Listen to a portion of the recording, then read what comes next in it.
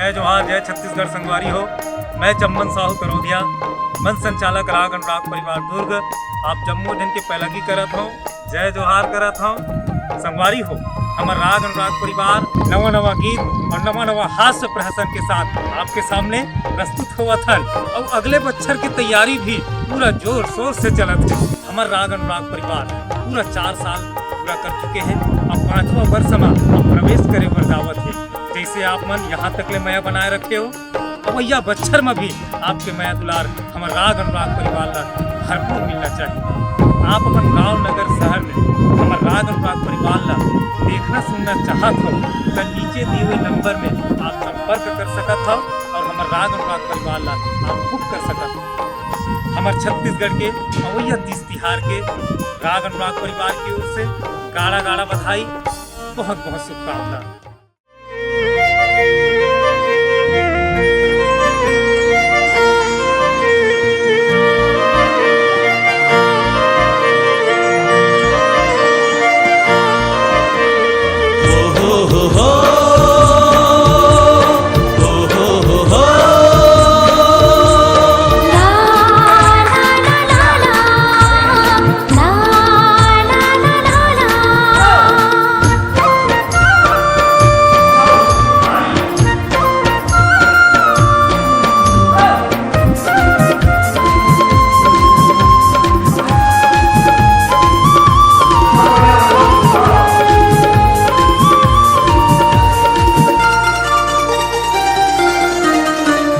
भाव नहीं बुता काम वो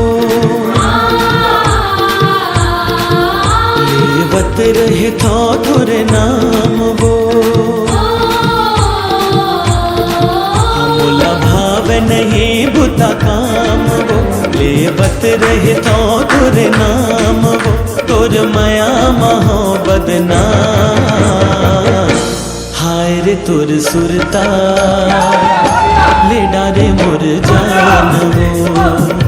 हाय रे तुर सुरता ले डारे मोर जान वो। तोरी होगी मोर उमर तमाम हो, हरी सांस महावे तोरे नाम हो। तोर होगी मोर उमर तमाम हो, हरी सांस महावे तोरे नाम हो। घड़ी घड़ी धरो तोर धियान, हाय रे तोर सुरता ले डारे मोर जान हो। हाय रे तोर सुरता ले डारे मोर जान हो।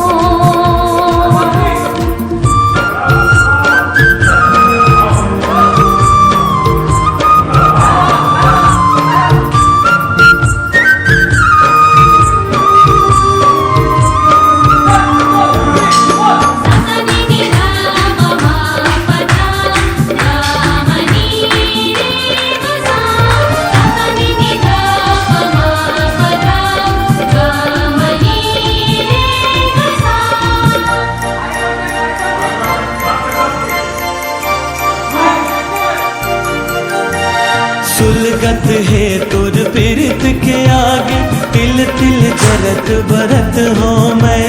तोर माया माँ बनके मैं जोगी, माला जपत फिरत हो मैं।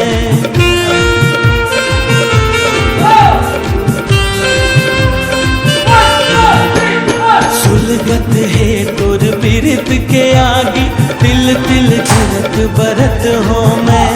तोर माया माँ बनके मैं जोगी।